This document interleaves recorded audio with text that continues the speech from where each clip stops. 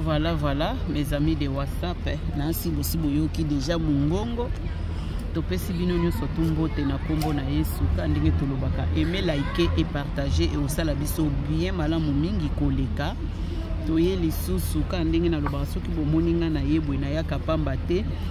Azwi lisusu ba voix voice na ye message na ye ebimi lisusu sikoyo yango na loba ike na kotika bino te ndenge ezaka ka ndenge kosalama donc na ye biso nyonso tuto landa biso nyonso tuto mona eloko nini eza ko se passer na mboka na biso biso nyonso kaka bana ya Congo toza na mama mususu te kaka ye wana nde mama na biso toza na mboka mususu te kaka RDC ndeza Congo na biso eloko ya makasi avant to kota na bani na biso ndenge na loba kaka bobosa na te na ko abonner soki eza mbala liboso abonner na chaîne na biso minute eza mingi te na sina yebisaki bino to bando tambola biso na bino na bino na ngonga tozo banda na ba message ya la voix to pesi ye pembote muto ya kabolela kabiso apesela kabiso ye bambote soki pa yebi ete problème ezate.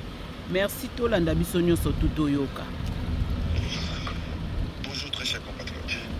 C'est encore moi l'infatigable, la voix qui éveille et qui libère la conscience congolaise. Je pense que j'étais avec vous le samedi passé. N'interpellez nous sur Makamu Yamboka ou Nalobaki. Samedi passé. N'interpellez nous sur Makamu Yamboka ou Nalobaki. Un homme sage, c'est quelqu'un qui parle des choses, qui ne veut pas que les autres oublient. Jésus nous avait dit dans la Bible, je m'en vais, je vous enverrai le Saint-Esprit. Et tout à coup, le Saint-Esprit arriva. Ils étaient tous dans la chambre haute. Vous savez l'histoire, je n'ai pas envie de vous prêcher la parole de Dieu. Et ça qui Kabila que yo okozongate. Je n'ai cette nuit na kaka na Kabila te. Na toujours un message moko. Tozo continuer mes amis de WhatsApp ka ndenge zalaka. Soki boyoki message ezana se bino bo signaler nganga na komatisa volume boyebi live ezalaka boy. Je commence à message au Mbamou. Le lundi, le 25 août 2025, il est presque 9h15. Nazako s'est rappelé presque un mois passé, jour pour jour. Na audio nangai, na salaki pe na lobi boye. Je demande à Dieu d'envoyer l'esprit de la conscience congolaise et qui était là-bas congolais, Nambula. Tant le tangambo les yeux, conscience congolaise et contre la Katiwana, le kola nani mangwele à Covid. Tant rayon solaire et yeux et ça n'a conscience congolaise. Je vais essayer de vous relater quelque chose. Bible le si l'Éternel ne garde pas, c'est le qui garde veille en vain. Ce qui m'a dit bien, ce qui m'a dit vous savez ça au Kimate, à part que bomba na makela na Yesu Masia. Yangomoni na lobara mingi kosana nganga soki Satan landi yo okime panzambe mais soko sene mosene na nzambe lokola ba mukuna ba mbiye ba Marcelo okima wapi. C'est la raison pour laquelle la voix du peuple c'est la voix de Dieu. Bomoni ndenge Marcelo azobunza communauté mais soka na ye makamu nyoso oyo la voix qui éveille et qui libère la conscience congolaise loba et soko kisama. Alors soki bandoko ngbali yo okimi bango oye poto oye koke Australie okina ba 5 continents sur 6e continent. Et là on va salaka. Bazui qui ndoki na bango, ba memiango ti na smoi. Dès que tu sors, partout où tu seras. C'est un rayon solaire et zuyo. Donc avant mon la salle satellite, ba ndoki dia ba sala ki satellite na bango. Ba découvrir pas social. So ko bimana na mo ite lokola market ya so lokola jime pia na magana butu. Bazui ki ndoki, ba memiango ti na sanza, ba bengango la sorcellerie lunaire. Ce kaka le rayon ya sans zuyo automatiquement va découvrir pas ces alliés. Ceux qui basent nous kayo, basent yote, basent qui nous qui, bah même on tire l'étoile, bah même on la sorcellerie étoilaire. Tu peux regarder par exemple une étoile de berger, oui, des termes c'est bah mage. Donc ce cas rayon il y a étoile les yeux automatiquement, basent yo, bah kangiyo, bah y pas ces alliés. Il y a un monde de nos satellites, ça le monde est avant ça la satellite, bah ne pas ça là qui nous a basé là qui avant Satan ça là basé là qui déjà. Qu'est-ce que je vous dis par là? Je remercie beaucoup l'Éternel des armées. Je vous prêche pas la parole. Il y a un commissaire divisionnaire, je pense, il s'appelle Mbosso Kazadi Junior. Félicitations à toi, mon frère. Beaucoup de network, beaucoup de réseaux sociaux, c'est la toute première fois dans ma vie de voir un officier supérieur à démissionner. ya police raison na bazo sala musala bango biete bazo linga mapeza na Congo bazo linga mapeza na Kinshasa bazo pesa bato yo bazo sala musala mabe bato ba yesa musala malam bazo longola bango. Voilà la conscience congolaise et bandit. Je me rappelle na ba audio nga na lobaka na suka nango na tanga livre na ngami kutanga ya omona za ami makasi na culture générale. Il y a Laurence d'Arabie. Le monsieur de Laurence d'Arabie, Azalaki Moko ya sujet britannique, mais yende mutakene ko découvrir ma bédouin na Arabie Saoudite. Avant Arabie Saoudite comme n'engue comme boy. Il y a un monara roi d'Arabie, ne bakutana na ye poko ya Ibeka, Ibrahim ou de comment il s'appelle Keïta ou whatever bon comme on a. Alors le monsieur là d'ailleurs ko découvrir pétrole. Laurence d'Arabie a pensé que ça le ko la to bengaye Dioka na bango, to Livingstone ya kotokuna. Tant que mes livres naïe, na suka livre naïe. C'est pas une page suka. Vous devez se méfier à des hommes qui sont éveillés, car un jour ils réaliseront leurs rêves. Et voilà, mon rêve a commencé à se réaliser parce que j'avais dit, dans un Nzambe, la conscience congolaise et banokota, au royaume mbongo, au monde l'élégance. Qu'est-ce que nous allons léguer à nos enfants? Police, kuluna kati mutiloboko, akena ba magistrat, ba binisiye, nazo senga su Nzambe wana atinda ba magistrat, ba juge. Oyo bazo bimisa bakuluna po il y a pas plaignant mais mutakati mutiloboko. Mwana wana kuluna bimi akuta na mwasi ya juge na nzela eko sala maloko zo sala malemba lembe. Mwana wana o procureur a bimi si pour $500. Vous vous rendez compte? Mwana moka fudi 500 so kangi 1000 bana na journée. Pour multiplier ce quoi. Mana wana siko so fudi 500 ba comment on sala ndeni? Akayi ba téléphone ya mobile ya comme iPhone par exemple iPhone 15 au teka ba $700. Yesa yibi mo 4 5 azana $500 mo ba bombi sa famille na ye mama moko ba okanga bokele nango na justice. Alors policier batanyo kwami atini na état de droit ba comme na hote plaignant za te ba bimisi bango boza ko se rappeler il y avait général Kasongo abimisa mutu na masina hote afuteke sa $50. Donc ba comment yiba yibi abombisi na famille na ye moko ba okanga bokele mutano so abimi a yiba susu mais souci na ngezali na yibité 2 ans passés na Tchango côté à Bibwa 7 kuluna ba toboli mir ba bimisi mwana mwasi boyokanga très bien mwana ya mwasi ya 9 ans 7 kuluna ba violer mwana mwasi na kufa mwana na moke la fillette et tu vas te retrouver tous les kuluna na ba bimili banda effectivement ce qui ba plaignant bazate mais ba kangi muyibi wana. Vous savez pourquoi?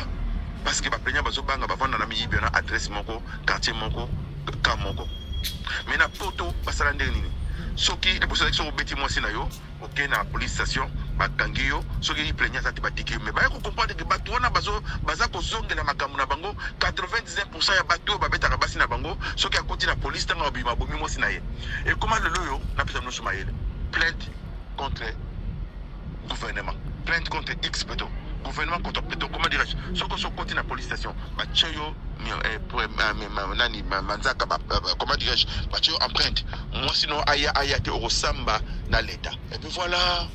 Mais bato ba comment profiter ba juge ba procureur ba comment profiter nini soki ba kangi ba kuluna ba yekuna aki des droits na kangi na lobaki nango na lobaki na mutamba na ozongolo er moko bosa la service mon président de la République service on a. Voilà mes amis de WhatsApp quand ndenge tolobaka to yeli susu na ko compléter epai ya maloba oyo la voix aza kolobela biso.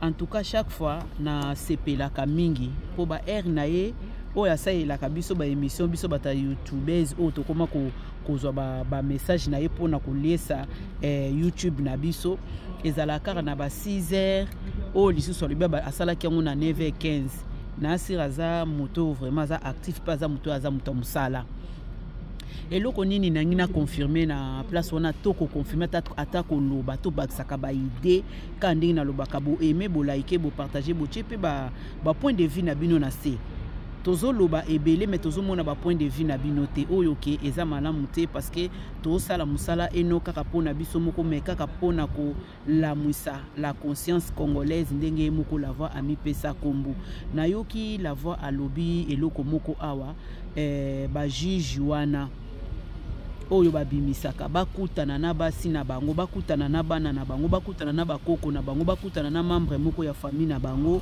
ngape na appuyer idée na ye wana parce que tosi tolembi ba juge wana makambo baza kosalela biso. Mutu ayibi, mutu abomi, mutu asali mabe, bino bokozwa bobimisi bobimisake a cause ya nini? Parce que za famille na binote, parce que za makambo na binote, yango bobimisaka bango. La voix à lobby ke bakutana na batu na bino ngai e o makamuso yo banda koloba o eza na voix normale na lobby yango amen. Bakutana na bino, bakutana na bana na bino e kosala bien makasi. Tala siko exemple o ya pesi na bibwa e salingana pasi makasi mwana seta batu combien ba violé.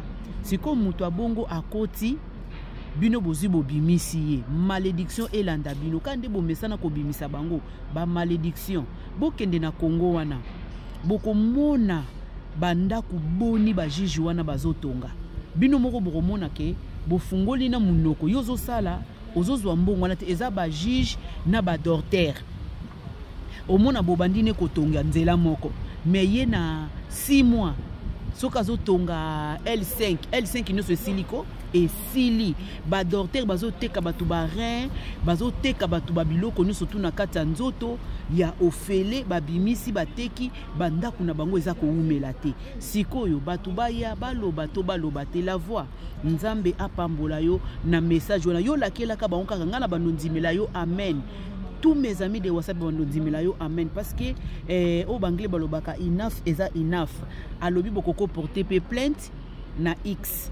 Et pourquoi pas bino borosala yango? Au moins te ke ba juge na pe baza complice na makambo wana bayebi nzambe o ya tala likolo na se. O ya za komona nzambe ya créa biso nyonso tu. Akokisa maloba o la voix za koloba.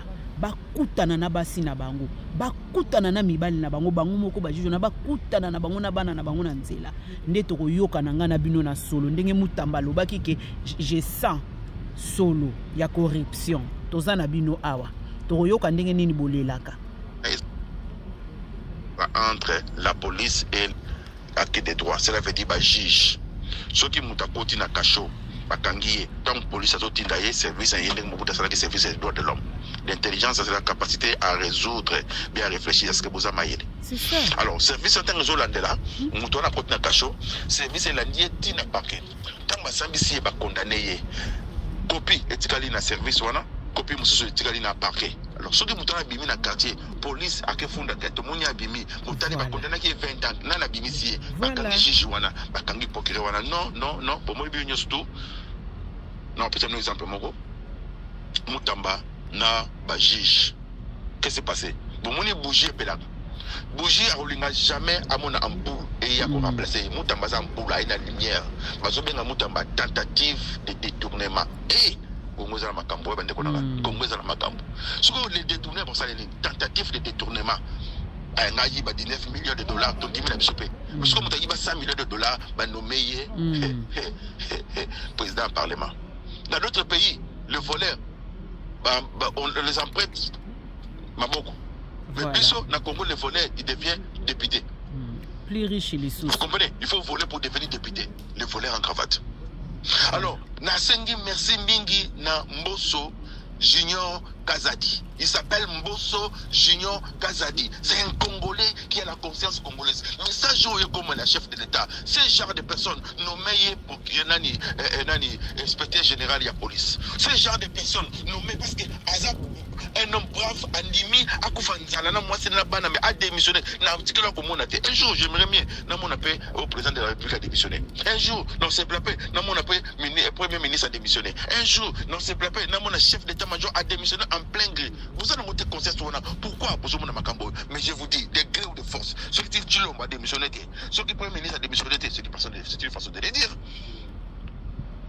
L'esprit mauvais de l'éternel ou le conseil Kabila que Tchati Djolombo a comment yoro loke récupéré et que kosa bino nyos tout bono démissionné moti jusqu'à ce que Zambé a rotinda ba vrai homme vaillant congolais qui auront, je dis bien qui auront la conscience congolaise. Ce n'est que le commencement. Au moment où le député à Longwe a démissionné. Et donc, on a démissionné. Pourquoi démissionner? Bon, bandeko, hein? Toute chose doit commencer par quelque part. Comment on a mbosso, ceux qui va mbosso, nous sommes basaki boye. Ceux qui va casadi, nous sommes basaki boye. Ceux qui va simina, nous sommes basaki boye. Ceux qui va chilombo, nous sommes basaki boye. Le Congo est un makasi.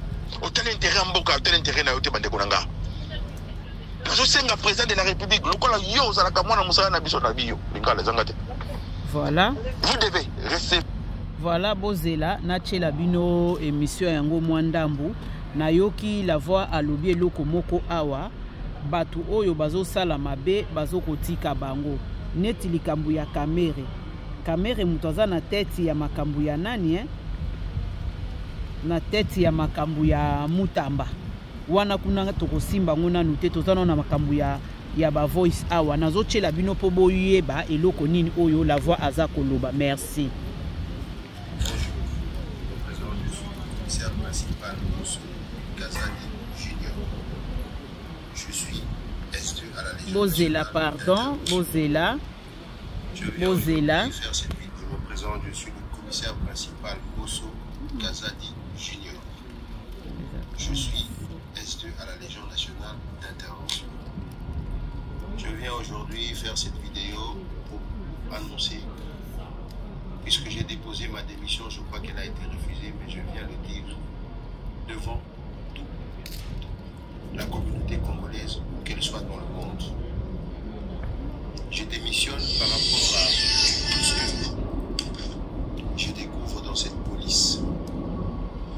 Le chef de l'État veut un changement. Le chef de l'État veut que les choses changent. Mais les choses ne changent pas. L'insécurité qui règne dans la ville. Voilà mes amis de WhatsApp, c'est qui bino que tozo sala live donc ezo sala moi ba volume ezo sala mingi na scène et ceux qui bino kuna bozoyo kango bien. Alors to continuer kana ba message kota ko cha ba point to ya ko chango après. De voir ce monsieur là, Oyokaye. Moussala Luangwana, Bachio le juge suprême, ya Congo, Bengaye, Yokaye, pourquoi tu as démissionné? Aïe, Soula, na yo président, yo pose la n'importe qui. On ne peut pas travailler. On comme n'importe où, comme président de la République, on pose ça, dit, bah, loi tout. Bateau, je ne suis pas au courant. Bateau, je ne connais pas mon salaire. Si tu as tenté de dire que tu ne connais pas ce salaire, ton salaire, cela veut dire que tu ne connais même pas ton âge. Tu n'es pas sûr de ton âge.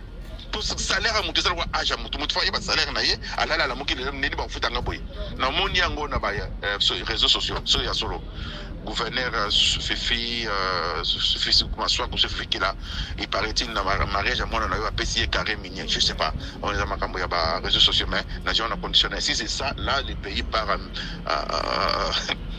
nazimo lo pour d'ailleurs déconner pamba président makambo sur tika na mutu na yo na loba na yo chaque fois ça na combo tika combo mutu na zu courage premier officier supérieur a démissionné. Ah là vraiment papa kuta na ye zongi sa ye tchaye place sengeli na place à la place qu'il faut a zongi sa Congo à notre bakwa mutamba bino bo komisoke mutabimi ba bougie kolingi ampule bimate ba bougie kolingi projeter bimate cela veut dire bougie appela caméra aussi la naie mais projeter est un belak kolingi te ce projecteur abimi na kata ba bougie faut to bo maye to l'éliminer mais vous devez savoir vous vos juges là au besoin de ngabo connaître mutamba na tentative de vol une flèche dans l'état compagnie une flèche ce n'est pas une menace pour vous vendre ce que na butu na moi so na moi na poto so na poto te bon ko pesa ko tamona bana na bino bozo so bana na bino bozo timisa bango bozo sala makambo me kongo tambola te so petit mo abimi to freiner depuis ka mutamba lo baki na yoki solo sur les ébélés sur la toilette sur la parfum sur la détournement sur la yamutu sur la gambala sur la mapeka sur la muyibi sur la députée, sur la président, sur la ministre, sur la Congolais. Mais moi je continuerai toujours à dire une chose, que l'esprit de la conscience. Bandeko. La voix lobby, bazapena basola ba Congolais, sola ba Congolais za la kandenge nini. Ya toilette na ndimi nanga. Po ya toilette na yebi ya sama peka. Na ndimi nanga ya corruption na ndimi. Et bon sikoyo oya solope ba Congolais za nini? Moyibi na yebite mona siko il faut to yebisa la voix il faut zonga il faut zonga ayebisa biso oui nazo kolanda ndenge la voix za koloba to moni tata na biso na ndenge auti ko démissionner parce que ya senga ki bango baboyaki la voix lobby que président il faut akutana naye question nanga pe pas la voix nazongi seli la voix ezaboué ti président azana kata pouvoir naye ayeba ki capacité ya batu naye nyonso tout oya travailler kana bango te il faut yeba capacité ya batu naye potango koti na kata pouvoir il faut yeba ke mwana mwasi oyo ou bien outi kobala mwana mwasi oyo alambaka ndenge nini nde baluba baloba avant obala mwasi il faut kende pa na bango na tanga oyeba capacité mwana mwasi ona lamukaka air nini otala ye soka lalaki na ba make-up otala ye ndenga lambaka ndenga sokolaka ndenga zalaka na journée ti faci akota ki place wana ayebi capacité batu na ye te il faut yeba capacité batu na ye la voix il faut yeba capacité na bango parce que yende azali garant ya biso soki siko yazo yeba te tozonge susuka na likambu na yo moko na ebandeli outaki kolobake batuni ya yeba kaka te ya yeba kaka te sikoyo soki bato qualité boye bazali donc c'est-à-dire yepa lingi bato wana ya qualité te ayeba ki na yeba ngoma lingi na ye koyeba te ke bato wana bazalaka la voix. Wana ezaka question ya ba mes amis de WhatsApp en tout cas félicitations na papa na biso oyo to monike aye pona ko dénoncer na ochela bino ngo na suka po bolanda ngo bien na chela ki bino ka na flasher bino mo muke po esala biso bien. Merci to continuer na biso. Congolaise et côté la bino na ba chambre de grève de force OK toilette respect na la tayo. Au minimum ya Congo. Oui, outi na fleuve Congo, outi na rivière Makelele, outi na rivière comment Manjili. Melango na conscience congolaise comment désenvoûter bino na milimo bacheli bino na kambo na Yesu Masia. Je le dis beaucoup bandu bandela ba ojunanga la voix qui éveille et qui libère la conscience congolaise. Je remercie beaucoup monsieur Bosso Junior Kazadi. Je le connais très bien na internet na mona musala sala. Alors ba congolais interpellé bino. Ba konzi ya police Kanto général commissaire principal interpellé, appelle ce monsieur-là, je pense que c'est un colonel ou capitaine, Boyokaye. Boyokaye, pourquoi démissionner? Ce qu'on a dit, à la conscience congolaise est ici, ça y est, moi, à combien bino boy, à l'église qu'on a la télévision, bah, on le regarde la télévision, boy, bah, on le regarde internet, boy, pour nous voir, c'est bien que, oh, bino gangi, bah, kangarami lingate. Le monsieur travaille avec cette conscience-là, et la conscience a commencé à travailler. Et, nayo, nati sekeli, na bino ce conscience congolaise au décap, bon, on sait pas pardon, bah, tu n'y sois pas yimbo Congo, bon, on sait pas pardon, bah, tu n'y sois pas makila ba congolais, bon, on sait pas pardon, pour comprendre que, na loba, na répéter sous Dieu a abandonné les Congolais, mais il n'a pas abandonné le Congo. C'est ça. Il y a la différence entre 100% Congolais et Congolais 100%. Celui qui est Congolais 100%, il a la conscience congolaise. 100% Congolais, ce sont des abbés d'Achou.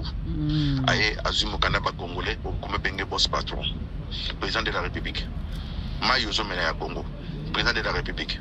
Mon peuple aux Obéla Kishasa, et au code de clé ou de force.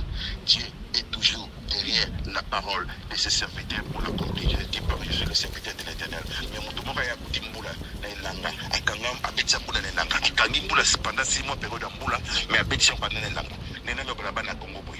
Nena lo bana Kinshasa boy. Vous devez tous prier dans votre coin afin que Dieu envoie la conscience congolaise et contre la pasteur. Dieu envoie la conscience congolaise et contre la continuer sur Congo. Bloga loko. Bana Israël ya bazoba bakufaki na Égypte. J'assume mes propos. À Égypte, il y a Mayele, Babikaki, en Égypte. J'assume mes propos. Qu'est-ce que je vous dis par là? Dieu envoya l'ange de la mort. Mais avant d'envoyer cet ange de la mort, il dira aux enfants d'Israël, vous devez tous mettre du sang dans les lintons de vos maisons. Bana Israël, parce que mesana kina nzambe ya bazoba. Baboy kocha elembo ya makila na leton. Mais quand on parle d'Israël, quand on parle de l'Égypte, cela veut dire les païens et les chrétiens, les convertis. Quand on appelle un chrétien, cela veut dire mis à part. Qu'est-ce qui s'est passé? Quand ange de la mort à Zolekana, il ne regardait pas ce qui était à l'intérieur. Il regardait seulement les moya makila. Solomoni makila na lentonayo alekinayo. Osala edingwe. Osala nganga. Osala kabo akabo. Osala katier nyos joyo lingi. Et qualité, osala ndoki, osala muta soloka, osala magicien, il y a l'équilibre. Mais ce qui aille. En tout cas, mes amis de WhatsApp, naïb sakabine loko moko bozala na papier, bozala na bic. Ce qui bozala na papier na bic, ezana makamusu sous la voie lobaka.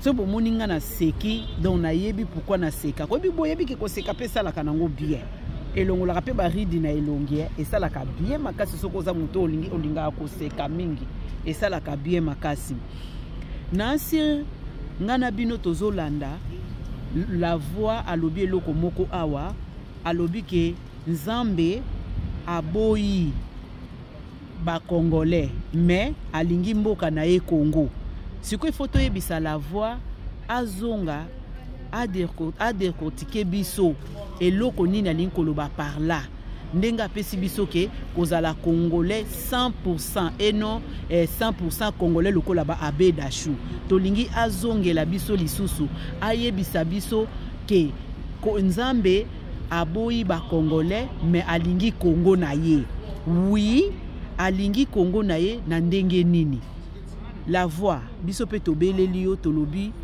ozonga oya ko expliquer biso yango bien po ya kana ba slogan na yo oyo ezaka ebele opesi biso ba slogan ebele na message ya samedi oyo pe lisusu ekomi ya donc yo mutolobaka ke je suis 100% et oza congolais 100%.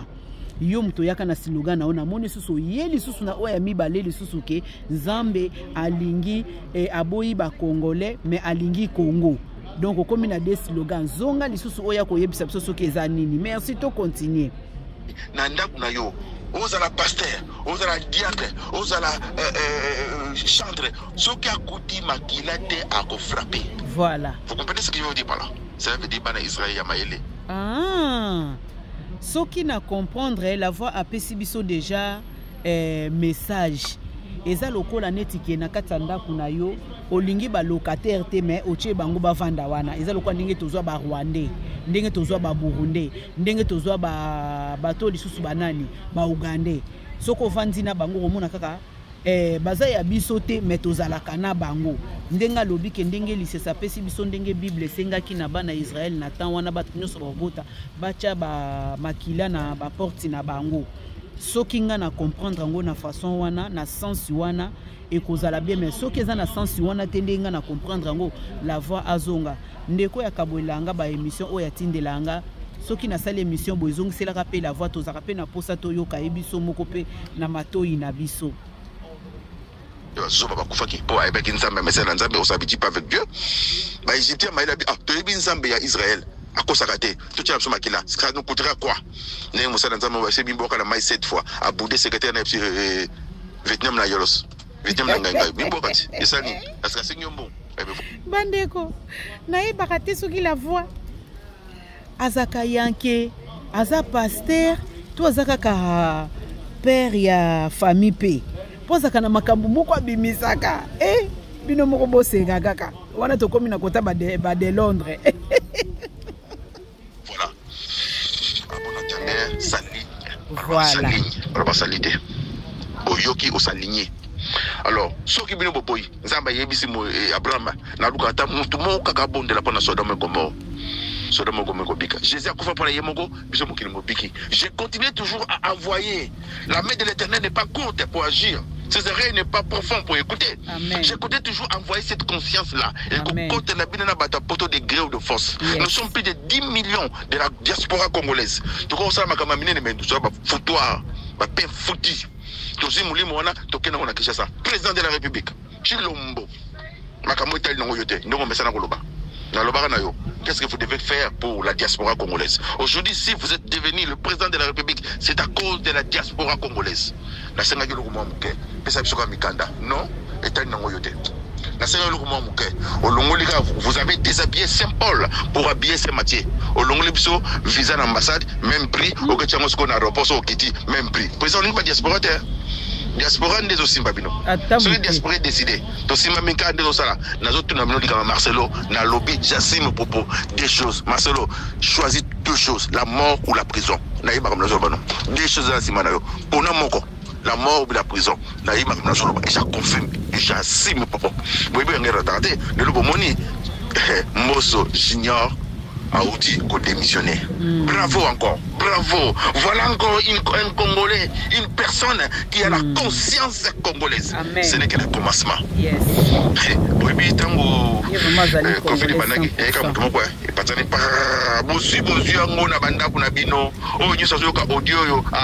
Conscience congolaise et c'est la Amen. Oh, nous sommes Congo, conscience congolaise en Yeba.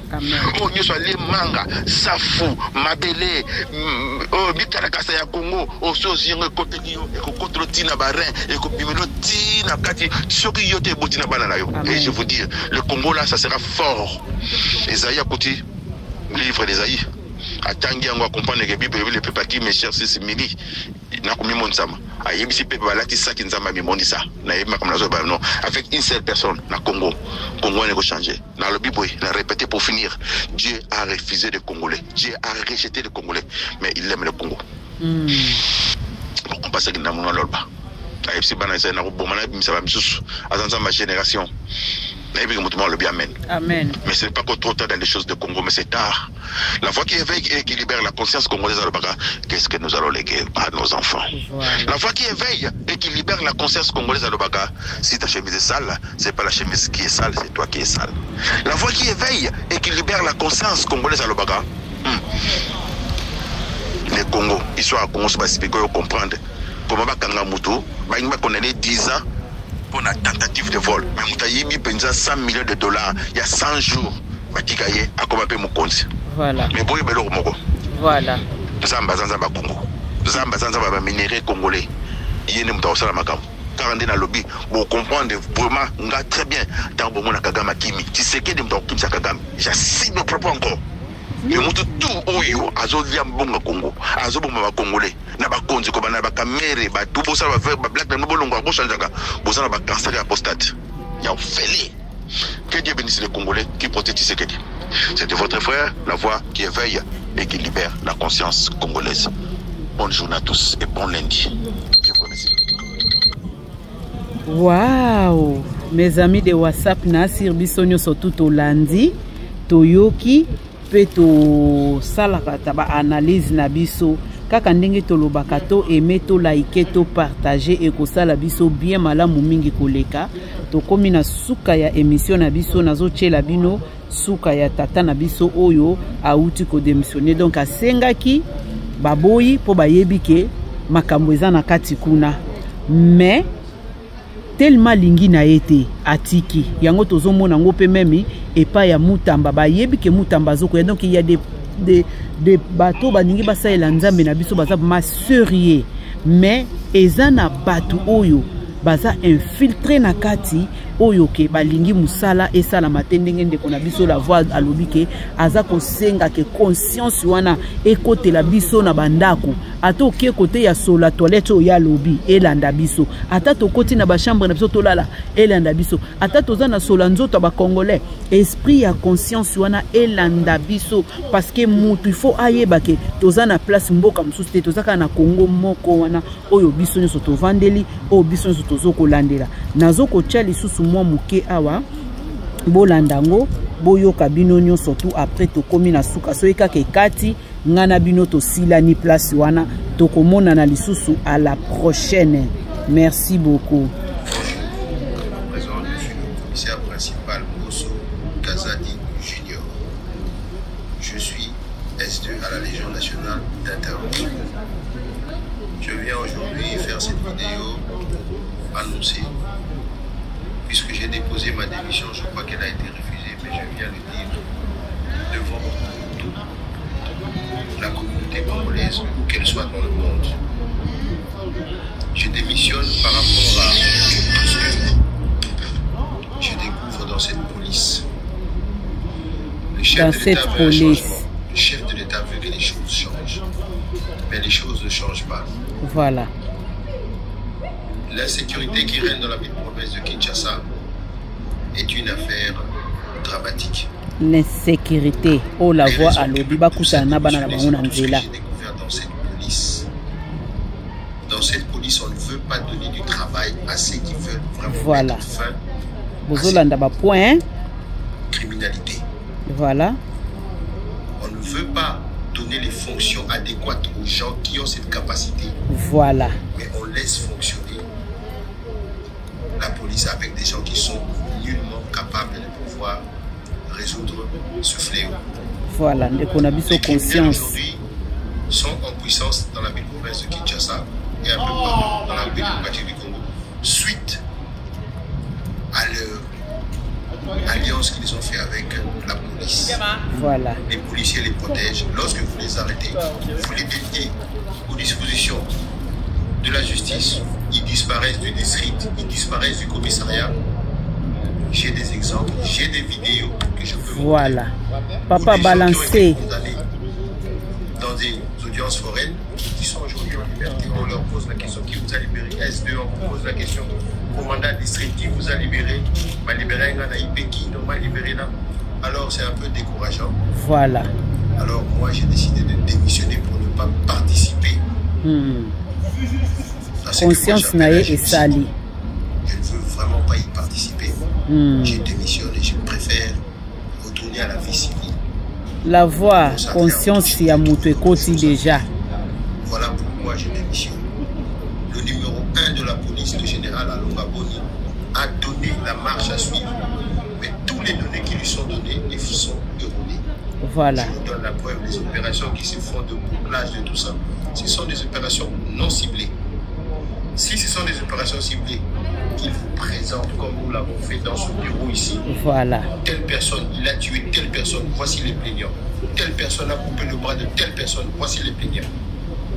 Nous avons donné dans ce bureau ici les premiers condamnés dans le district de Funda.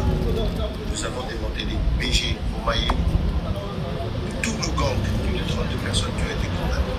Nous avons démantelé le trafic de faux billets. La dame est dehors, elle continue à travailler. Alors, ça nous avance vraiment pas de pouvoir continuer dans ce système-là. Voilà pourquoi moi je démissionne de la police. J'ai dit et je vous remercie en espérant que ce message arrivera un de la République, le chef suprême, le commandant Félix Antoine Tshisekedi Tshilombo, enfin qu'il puisse vraiment prendre des mesures pour redresser cette police. J'ai dit et je vous remercie. Merci beaucoup. Yangwana tomoni la voix à l'obike conscience wana ekota tomoni déjà mutu moko abandi déjà likamba conscience wana ebandi kolanda pe ebandi kokangama. Bravo mingi na papa na biso ayebi ba vérité lobi pe azana ba vidéo la voix lobike babo mata bana na bango moko soki ba plaignant bazate balukata X poti bango bazo koluka X te bayebelo ko bazo sala. Alors on se verra mbala sima. Bye bye.